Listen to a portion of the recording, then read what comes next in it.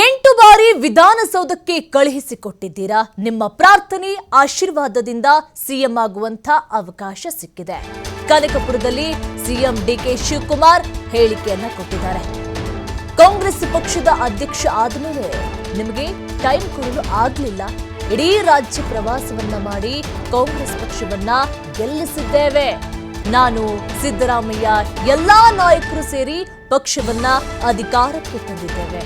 ಯಾರು ಊರು ಬಿಟ್ಟು ಹೋಗಬೇಡಿ, ಇಲ್ಲಿ ಎಲ್ಲ ವ್ಯವಸ್ಥೆಯನ್ನ ಮಾಡ್ತೇನೆ, ನಿಮಗೆ ಉತ್ತಮ ಆರೋಗ್ಯವನ್ನ ಕೊಡಬೇಕು ಅಂತೇಳಿ ಸಿಎಂ ಡಿಕೆಶಿ ಅವರು ಹೇಳಿಕೆಯನ್ನು ಕೊಟ್ಟಿದ್ದಾರೆ. ನನ್ನ ಚಿಂತನೆ ಆರೋಗ್ಯ, ವಸತಿ, ಶಿಕ್ಷಣ ಎಲ್ಲ ಸೌಲಭ್ಯಗಳನ್ನ ನಿಮಗೆ ಕೊಡಬೇಕು. ನಿಮಗೇನೇ ಸಮಸ್ಯೆಗಳಿದ್ರೂ ಸಹ ನನ್ನ ಬಳಿ ಹೇಳ್ಕೊಳ್ಳಿ. ಯಾರು ಸಹ ಊರು ಬಿಟ್ಟು ಹೋಗಬೇಡಿ, ಊರಿನಲ್ಲಿ ಏನೆಲ್ಲ ಸೌಕರ್ಯಗಳನ್ನು ಮಾಡಿಕೊಡ್ಬೇಕೋ ಖಂಡಿತವಾಗ್ಲೂ ಸಹ ನಾನು ಮಾಡಿಕೊಡ್ತೇನೆ ಅನ್ನುವಂಥ ಭರವಸೆಯ ಮಾತುಗಳನ್ನು ಆಡಿದ್ದಾರೆ.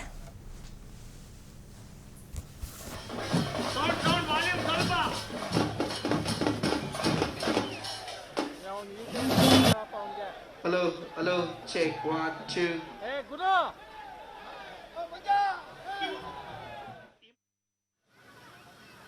ನಿಮ್ಮೆಲ್ಲರ ಪ್ರೀತಿ,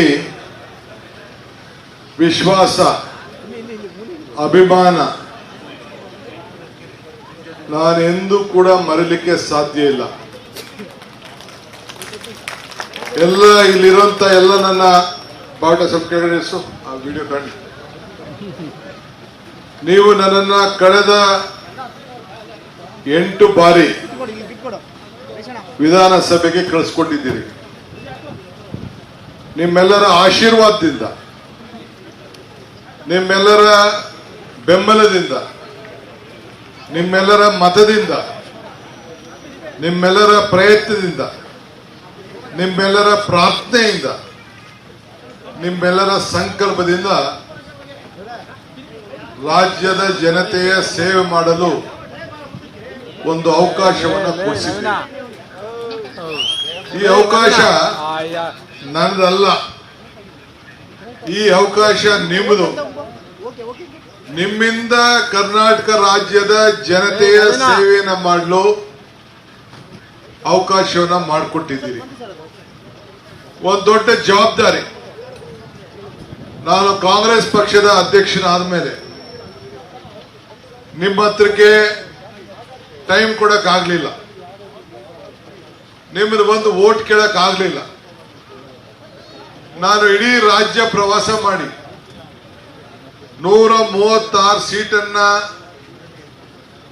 ಕಾಂಗ್ರೆಸ್ ಪಕ್ಷದ ನನ್ನ ಅಧ್ಯಕ್ಷತೆಯಲ್ಲಿ ಗೆಲ್ಸ್ಕೊಂಡು, ನಾನು ಸಿದ್ದರಾಮಯ್ಯನವರು ಅದರ ಜೊತೆಯಲ್ಲಿ ಅನೇಕ ನಾಯಕರುಗಳು, ನಾವು ಇಬ್ಬರೇ ಅಲ್ಲ, ಇಡೀ ವಿಧಾನಸಭಾ ಕ್ಷೇತ್ರದಲ್ಲಿ ಮಾಜಿ ಮಂತ್ರಿಗಳು, ಮಾಜಿ ಶಾಸಕರುಗಳು, ಕಾರ್ಯಕರ್ತರುಗಳು, ಹಾಲಿ ಶಾಸಕರು ಎಲ್ಲ ಸೂರ ದುಡಿದು ಈ ದೊಡ್ಡ ಮೊತ್ತದ ನಂಬರ್ ಅನ್ನ ಪಡ್ಕೊಂಡು ಕಾಂಗ್ರೆಸ್ ಸರ್ಕಾರವನ್ನು ಅಧಿಕಾರಕ್ಕೆ ತಂದಿದ್ದೇವೆ. ಇದು ನಿಮ್ಮೆಲ್ಲರ ಪ್ರಯತ್ನ ಅಂತ ಹೇಳ್ತೇನೆ. ನೀವು ಯಾವತ್ತೂ ಕೂಡ ನಿಮ್ಮ ಆತ್ಮ ವಿಶ್ವಾಸಕ್ಕೆ ಕುಂದಕ್ಕೆ ಹೋಗ್ಲಿಲ್ಲ. ನನ್ನ